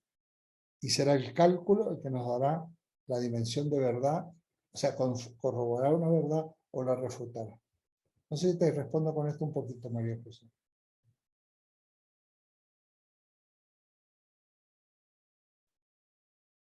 María José, tu micrófono. Sí, me va añadiendo un horizonte más grande, sí. Claro, tampoco espero, o sea, tampoco lo planteaba para llegar a una respuesta, sí, No, pero para esto, ampliar horizontes, sí. claro, no, lo que pasa es que curiosamente esto sí tiene una respuesta rápida, porque yo aquí Ya. tengo verdad lógica, verdad matemática, y ya Ya. tiene una respuesta, porque dejas de lado otras maneras de considerar. Por ejemplo, cuando yo digo la verdad no existe como tal, la verdad es intersubjetiva, la construimos todo, estoy abordando este tema desde otra perspectiva, más existencial, ¿no? Existencialista. Pero Descartes es un matemático. Ya. Bueno, Ya. pues muchas gracias. Gracias, María José. Bueno, adelante, Cristina, puedes activar tu micrófono.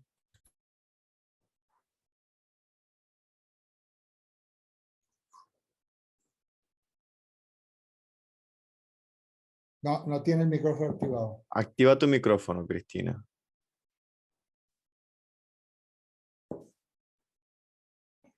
No lo has activado. Bien. Ahora sí.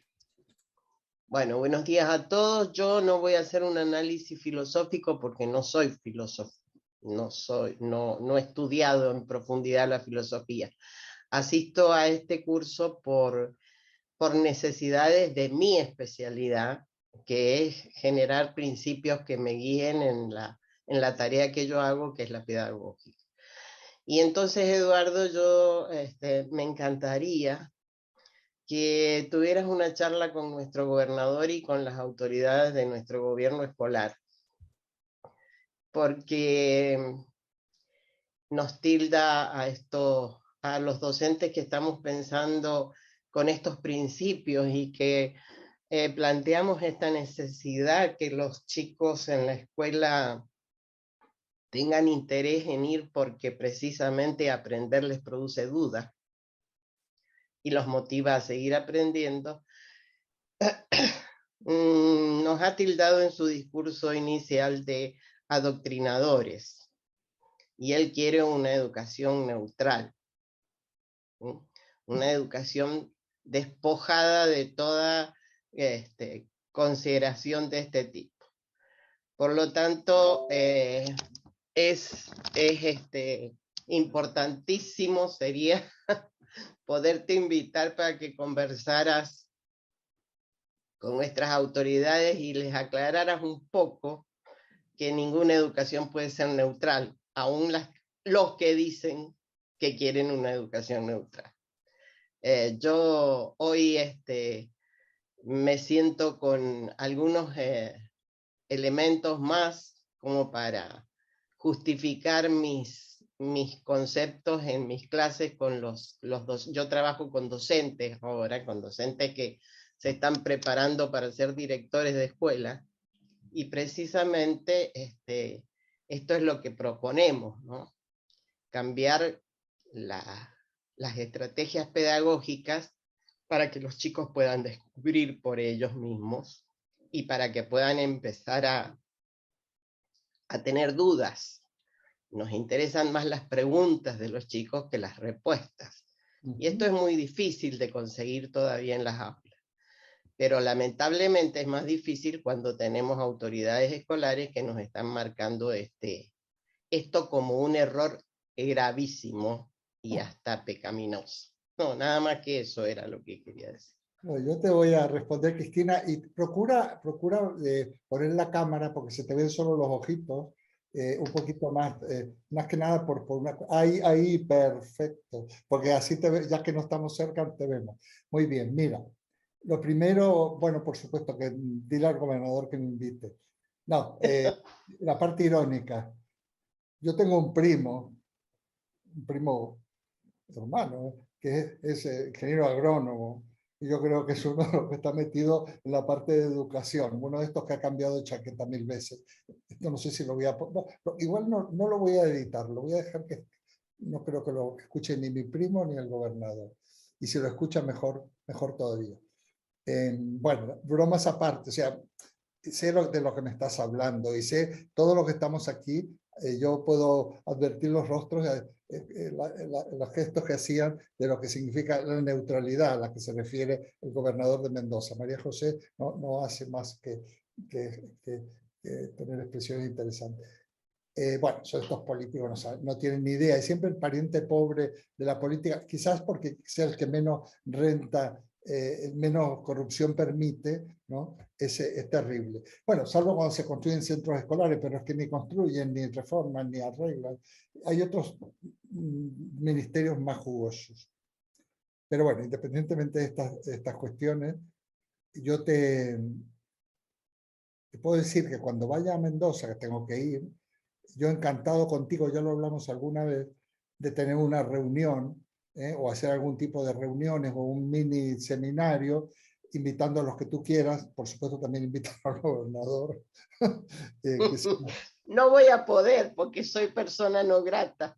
Bueno, pues ya veré yo, no, bueno, independientemente de todo, pues sí que yo tendría encantado una reunión, que lo habíamos hablado y luego vino la pandemia y yo no he podido volver a mi ciudad natal, pero sí que me encantaría. Además te digo una cosa, yo tengo por ahí un pequeño artículo que digo, la verdadera filosofía es la pedagogía. Te digo porque sí, no soy filósofo, porque no te has tenido la formación filosofía completa, pero he estudiado cosas, pero la pedagogía y la filosofía, como la psicología, bueno, han estado siempre, tienen un tronco común y además se han ido bifurcando, ¿no? Sobre todo en la edad moderna.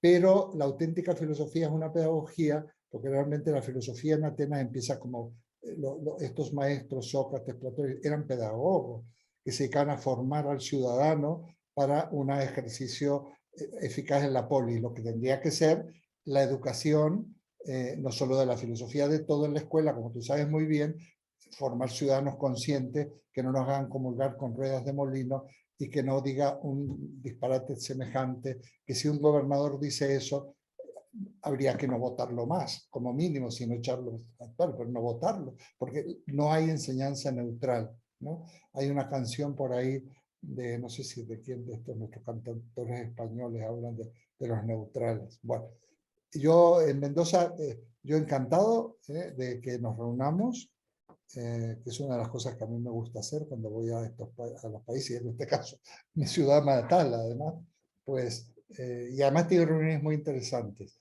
pero podríamos hacer una específica para la escuela, para los pedagogos, para los que se están preparando para directores, para maestros, para inspectores, para lo que quieran.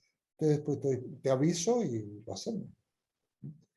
Ahora, el otro, con hablar con el revelador, que me mande un billete el gobernador. Lo otro me lo pago yo. Muy bien, muchísimas gracias, Cristina. Muy bien, muchas gracias, Cristina. ¿Alguien más que desee tomar la palabra? ¿Qué tal, María Inés? María Inés, tú lo voy a decir, porque no sé si fue aquí, pero tú mandaste una pequeña, un mensaje me mandaste, ¿no? Sobre la lectura de Descartes, ¿verdad?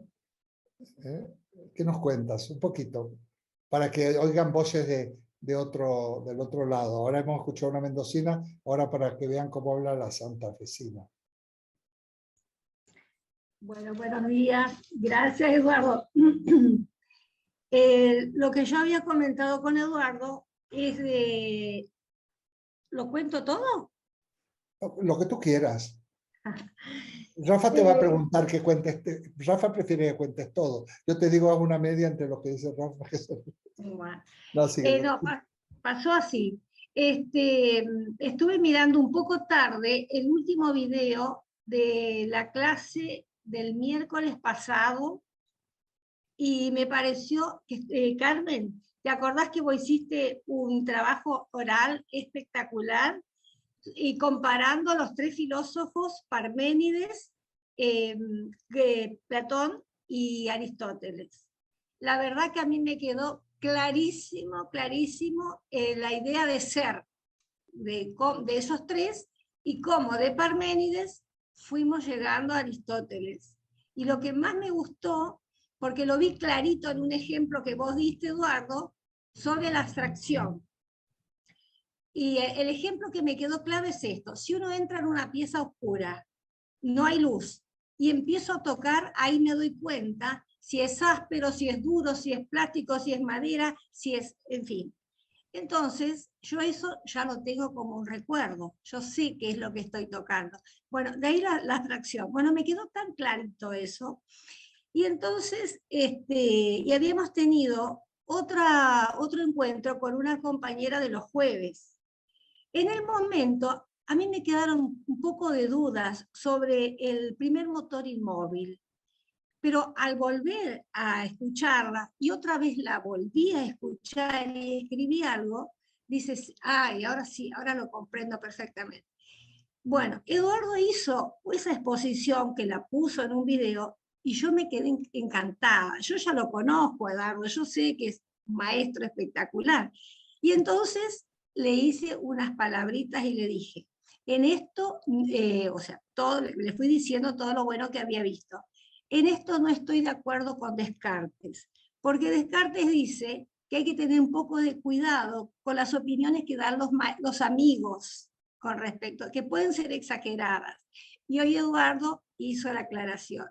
Bueno, vos sabés, Eduardo, que yo, si te voy a criticar, te voy a criticar, porque sé que me vas a tomar, que vas a tomar bien la crítica. Yo no lo vi, yo no leí el método, yo leí solamente tu libro, Y claro, si vos si hablando con vos y explicándolo vos, se van quedando algunas cosas más claras. Pero claro, también entran las dudas. Por ejemplo, ahí cuando ya llegué al final de tu libro, cuando habla de la metafísica y la existencia de Dios, a través de la demostración del triángulo. Yo no lo veo bien, yo de matemática no entiendo nada, pero esa demostración y que él sea así contundente, Dios existe por esto, eso me llamó la atención, porque siendo tan científico, o sea, científicamente no lo pudo demostrar. Entonces, eso me llamó mucho la atención, esa palabra categórica, esa definición categórica, yo pienso en Dios, Dios existe. Bueno, y posiblemente voy a tener que volver a leer. Vamos a tratar precisamente la próxima clase esto. Y además voy a hacer no una crítica yo, voy a hacer la crítica que hacen los de su época. Entonces, yo no voy a criticarlo. Como él escribe, le escriben y se revuelven y vuelve a escribir, vamos a consignar esto y verás qué interesante es. De paso te digo, para tu tranquilidad, la de todo, por supuesto que la existencia de Dios no se puede demostrar, entre otras cosas, porque ahora lo digo en voz bajita y tonteando porque no existe. ¿Cómo va a demostrar algo que no existe? Pero bueno, todo para Rafa, que se pone contento porque digo estas cosas. Bueno, y otra cosa que sí me llamó la atención, o sea, cuando dice, de ahora en más comienza a darse importancia al aspecto antropológico, cuando dice que de ahora en más, creo que nosotros filósofos no decían, no hablaban, por ejemplo, el hombre ser racional, que se diferencia de los animales. Eso sí me llamó la atención, o sea, ese punto donde se aclara que de ahora en más, y la parte antropológica va a tener importancia en la filosofía. Claro. Y leyendo tu libro, me gusta donde la última parte, no la intelectual, donde era estudiante, tampoco aquella donde él viaja, pero por supuesto que donde él viaja es donde él se carga de todas esas experiencias que ha visto y él madura interiormente. Entonces se da cuenta, pues ya habían pasado como 30 años de su vida y habrá pensado, pero y todo lo que estudié, y yo, ¿qué tengo yo? ¿Qué pienso yo? No sé si era casado, soltero, pareciera ser que ha tenido muchas aventuras mientras anduvo en guerra, porque 30 años de la guerra de los 30 años. Entonces, cuando los filósofos casi siempre son buenos, tienen muchas aventuras. Yo como no soy un buen filósofo. Sí, es cierto, porque he leído también algo sobre los filósofos y sus mujeres, y me llamó muchísimo la atención también. Entonces, esa parte donde... Pásame el título. Los filósofos... Sí, ¿cómo no? Te lo voy a pasar. Sí, te lo voy a pasar. Estuve muy interesada últimamente. Eduardo, pero no me contestaste sobre Eloísa y Abelardo, ¿eh? Bueno, pues eso va en otro apartado. Ahora, bueno, sí. Muchísimas gracias. ¿Algo más? Bueno, mira, lo que pasa es que yo le di la palabra a María Inés porque es muy estudiosa. Ya sabéis que lo he dicho y lo digo con todo cariño. Yo tengo, María Inés está en el otro seminario, procede de ahí, Mari Carmen, pero vas a tiro fijo con ellos, porque son dos, ahí poneos de acuerdo y además puedes escribirle a Mari Carmen y te va a contestar. Es una gran interlocutora, ambas son grandes interlocutoras y ambas son, digamos, muy trabajadoras y por eso si le haces una pregunta y es casi, vamos, como sigue hablando Inés o Mari Carmen, que han visto muchas, han estudiado. Pero yo lo quiero decir porque, y bueno, y ahora María Inés repite además, mañana María tiene una paciencia y asiste a 2 sesiones, una un día y otra al siguiente. Que no son María Inés, ¿me oyes? Hemos quedado que habíamos unido 2 orillas del Atlántico. Y eso es un puntal. Respecto a las mujeres de los filósofos, creo que eran todos muy misóginos. Ay, sí, puede ser. Sí, Me parece. Era otra época, hija. por lo menos ese que Eduardo un día me dijo, léetelo a Belardo y Eloísa. Ay, por favor, qué hombre terrible. Pedro Abelardo No, fue un no, filósofo medieval y eso es una historia real. Historia calamitatum, se llama. Tanto tiempo buscando el cielo y Eva Sí. era la culpable. sí, sí. Bueno, La verdad, Eduardo, que con esta asignatura uno camina y va mirando por todos lados y va escuchando, va sacando conclusiones.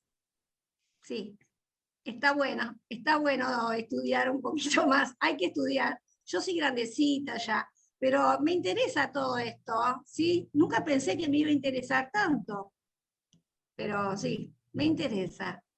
Y bueno. voy a leer el método, voy a leer. No Sí, tuve no, tiempo. vamos a seguir en esto. Bueno, como podéis ver, como observación al resto, este curso, este seminario tiene unas características muy simpáticas, muy interesantes, porque no solo estudiamos y profundizamos, sino que, bueno, pues podemos hacer este diálogo tan enriquecedor, y esto que es el germen, el embrión de cositas que se pueden seguir haciendo, pero con que tengamos, yo no he podido venir Estela, que a veces Estela, que vive en Asunción del Paraguay, pero nos da otra dimensión, pero luego, qué interesante que es verdaderamente esta parte, me encanta. Y luego también tengo que decir que, sobre todo en el de allí, pero aquí también, ¿no? Lo ha ocurrido, pero allí ocurre mucho, se han hecho muy amigos las personas que no se ven físicamente porque están a miles y miles de kilómetros de distancia. María Inés de las de Sonora, pues debe estar como 8.000, 10.000, casi como de España, ¿no? Prácticamente. Entonces, esto es es para hacernos pensar simplemente, que es muy, muy interesante. Y entonces esta mezcla que a veces hay que ser, a veces dice, a ver cómo sale el experimento, pues estas mezclas también son muy buenas, porque vamos viendo distintas maneras. Así que de momento tenemos a nuestra pedagoga de Mendoza. Es interesante porque el problema de la educación, aunque yo no hable de Mendoza y de gobernantes que quieran una enseñanza neutral, lo tenemos aquí, ¿no? Parece que tuviera que haber una especie de pensamiento único, neutral. Claro, neutral es todo aquello que deja las cosas como están, ¿no? Yo me canso de decir, estoy seguro que Cristina se apunta, la enseñanza de por sí debe ser subversiva, de por sí, porque debe subvertir un orden injusto, plano, gris, mediocre, que lo único que hace es formar individuos masa para que sean más dominados, y por lo tanto la función de los maestros y de los pedagogos pues es una función política en el sentido más estricto del término, de la polis, relacionado con la polis. Bueno, ¿quién más? Marisa, ¿qué tal? Muy bien. Espera. ¿Alguien más desea intervenir? Marisa, espera. ¿Comentarios? Marisa, espera. Marisa, ¿qué tal? ¿Qué No, nos cuentas? no, yo estoy escuchando embobada, me parece genial y me encanta tener amigos y de la otra parte del Atlántico. Es enriquecedor 100%. O sea que estoy aquí disfrutando como una loca. Y claro, después de tu disertación, pues estoy muy de acuerdo y animada por completo. Me encanta. Muchísimas gracias por estar aquí. Y a ti llevamos muchos años ya. Llevamos muchos años, muchos, ¿eh? Sí, sí. Desde luego, no sé, es algo increíble. Es que ya sabes que yo soy repetidora, soy un poco torpe y soy repetidora. Sí, claro. No es cierto que sea torpe en ese sentido. Es que en cada clase que das, aunque hablemos de lo mismo, es diferente. Es lo bonito que tiene. Entonces, no me importa, no es una cosa que lo haga decir, jolines, otra vez otra vez me van a hablar de Descartes, otra vez me van a hablar de Platón, otra vez me van a hablar de Sócrates, porque siempre es diferente. O sea, por lo cual siempre disfruto. Pues me alegro. Marisa es una, aparte de que es una excelente fotógrafa, y es una excelente muchas cosas, pero en la Universidad Popular es una estrella del cuentacuentos. Hay un seminario, un curso de cuentacuentos, y hay que escucharla a Marisa lo bien que hace esta cuestión. Cuentos cortos. Os voy a revelar un secreto. Formamos un grupo, se llama el Grupo Ensueño de la Universidad Popular. Y en él está también metida María Luisa Ballestero, que está aquí también. María Luisa, saluda. Y es genial. La verdad es que ponemos mucha ilusión y todas, no solamente yo, sino todo el grupo. Es muy agradable escucharle. Pasaréis un muy buen rato escuchándole. Y lo de la fotografía, soy aficionada, punto. Bueno, como yo a la filosofía. Bueno, María Luisa precisamente es una histórica de la Universidad Popular, como Gabriel, que está ahí, no sé si está rezando o escribiendo. Es una histórica de la Universidad Popular, a las cuales les debemos que sea lo que es, desde su fundación. Bueno, ponen mucho trabajo, mucho empeño. Gabriel, pues también ahí en la parte de organización, planificación, para que todo esto salga bien. Quiero preguntar, yo no sé si estará... Perdonad, referente a lo que acaba de decir Eduardo, María Luisa es fundadora de la universidad. Gracias a ella tenemos la Universidad Popular. Es uno de los pilares que ella y Rodrigo. Yo creo que es merecido. Rodrigo también ha colaborado a la fundación de la Universidad Popular. Sin ellos no lo tendríamos. Y claro está, Gabriel también es uno de los socios fundadores. María Luisa, perdóname. No pasa nada. No pasa nada. No pasa nada. Le vamos a pedir a María Luisa que en algún momento nos cuente esa fundación. Le vamos a conceder unos minutos para que nos cuente, si te parece bien. ¿Ahora? No, en otra oportunidad. Perfecto. Vamos a preparar, vamos a destinar esta sesión X minutos a que tú nos cuentes, sobre todo para la gente que no conoce, no solo para el otro lado del Atlántico, sino gente de este lado que no conoce los pormenores. Yo ya he dicho, yo estoy asesorando unas tesis de pedagogía de México, y le dice, pero tú conoces a Miguel de los Ríos. Pues no, pues tienes que incluir a Giner de los Ríos, es de pedagogía y filosofía. Y le digo, y porque por otra parte esta Universidad Popular en la que estamos y que tiene mucho que ver con el espíritu de la institución libre de enseñanza. Pero eso ya nos lo contarás. Totalmente, porque Carmen de Michelena procedía de la institución libre de enseñanza y está basado exclusivamente en esa idea. Por eso, entonces sé que Cristina, la pedagoga mendocina, va a tomar cumplida nota de esto también. Seguro que conoce a Giner de los Ríos. Bueno, ya que... Gabriel desea intervenir. Adelante, Gabriel. Adelante, no, Gabriel. Ya me quitó la palabra María Luisa, lo que quería decir. Vamos entre todos a intentar referir a nuestra institución como la Universidad Popular Carmen de Michelena, que este es el nombre oficial.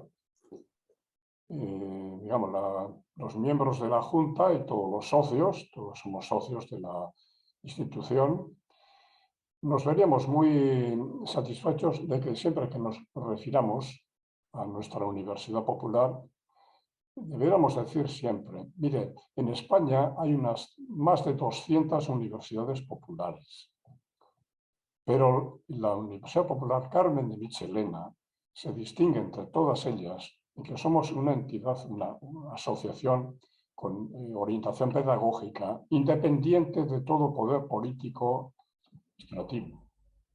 Por lo tanto, somos únicos en este sentido. Lo sé.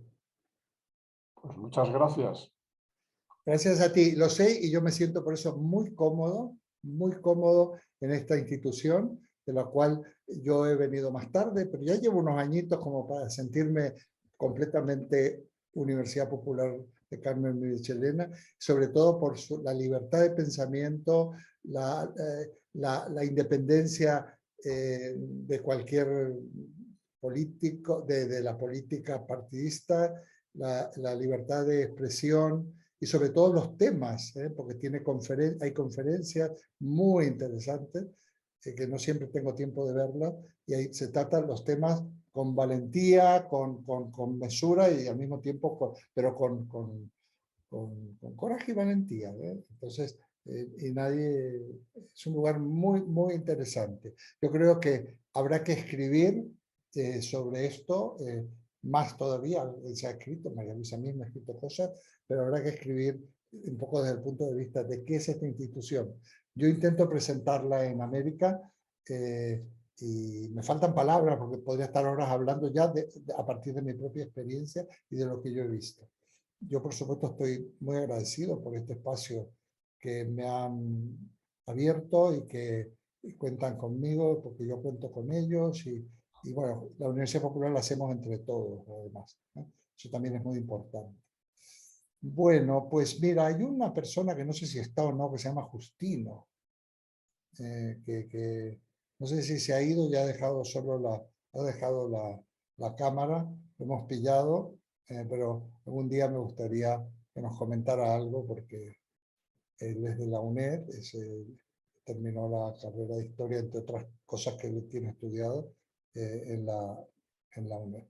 Bueno, pues nos vamos, yo creo, ¿no? Seguiremos. Yo creo que esta digresión final nos la merecemos, para conocernos, para saber que este esfuerzo que hacemos bueno, tiene un buen rumbo, lleva a algún sitio, ¿no? Y bueno, por eso lo he hecho. Vamos, yo me lo merezco en el sentido que yo lo necesito, ¿no? Porque esto, queráis que no, es un esfuerzo, bueno, es una dedicación, que lo saben muy bien los compañeros que están aquí, poniendo el tiempo y todo a disposición de estas transmisiones. Y entonces, pues, saber quiénes son. Ya hablamos la vez pasada, hablamos con Manuel, fue divertido, porque viene como técnico y sale como filósofo. Muy bien. Bueno, pues por mi parte, muchísimas gracias. Intentar leer el curso del método.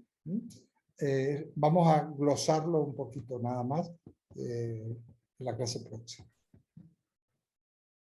De acuerdo.